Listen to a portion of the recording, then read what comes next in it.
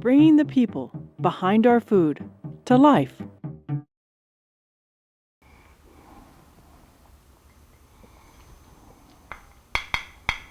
Hi, I'm Chef Jacques. Welcome to my kitchen. And you know, I love to cook gourmet food.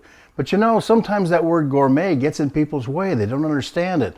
It's not a mystical word. It just means maybe it's some ingredients that you haven't used before. Maybe something that's just a little bit different, or a preparation or something like that, where it just makes it a little different and you want to kind of show off just a little bit with your ingredients. Now I'm going to take one of the basics here, one of the basic comfort foods of our whole universe, mac and cheese.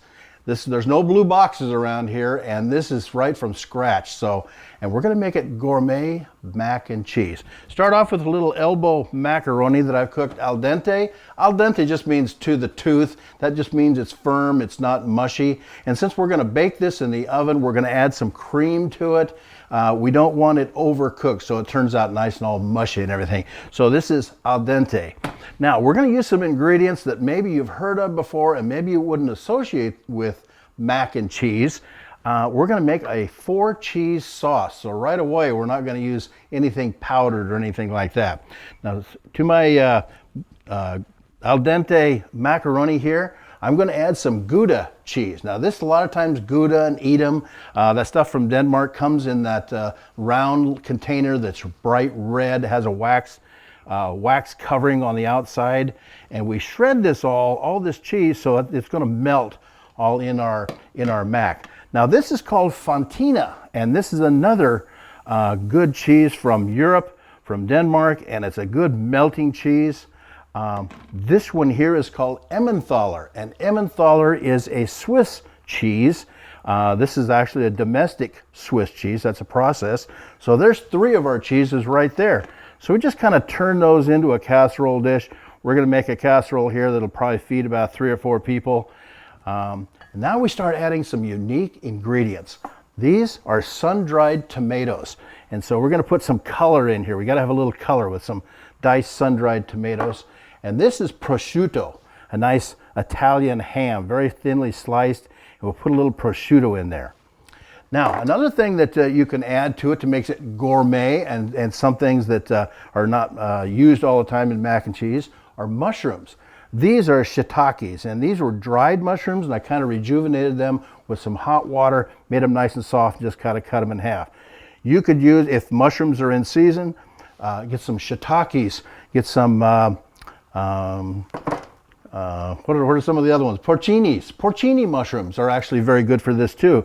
And if you can find those good chanterelles, the bright yellow ones, the chanterelles, kind of turn some of those in. So right away, we've got some ingredients that you won't find in those blue boxes that you buy at the store, but we're going to make a very, very delicious cheese. Now, once we kind of turn this all together and get this all mixed up together in here, we're going to add some cream. Now, if you don't want heavy cream, this is 40% butterfat cream. I just love using this because on the carton it says at least 40% butterfat. So this might even be 41, 42, 43. We don't know. Love that word, at least. So we just put a little bit in there just to kind of get this wet and get it all smooshed together. We're going to bake this in a 350-degree oven for about 10 minutes. And since the macaroni is already cooked, everything else just has to kind of melt and kind of come together. Now for a topping for this, we're going to add the 4th cheese. This is Parmigiano-Reggiano cheese, which is a nice Italian cheese. And we're going to put some of that right on top and make kind of a little topping on it.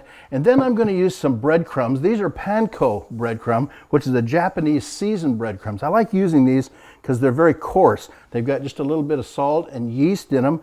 So we're going to make kind of a little crust on top. You've all seen that when it comes out of the oven. It's nice and bubbling and crusty. And we'll put a little bit of those panko type breadcrumbs right on top. And then just a little more cheese. Just a little more, just to kind of melt on top. Add just a little bit of cracked fresh pepper on there. A couple little things that you can do to this. You can put fresh crab on here, right on top of that. And wouldn't that be interesting to have all that melting cheese and crab all bubbling together in there? So yeah, this is exciting here. So we're going to take this, and what we've done here is in just a few minutes put together a gourmet mac and cheese. And we'll show you this when it comes out of the oven.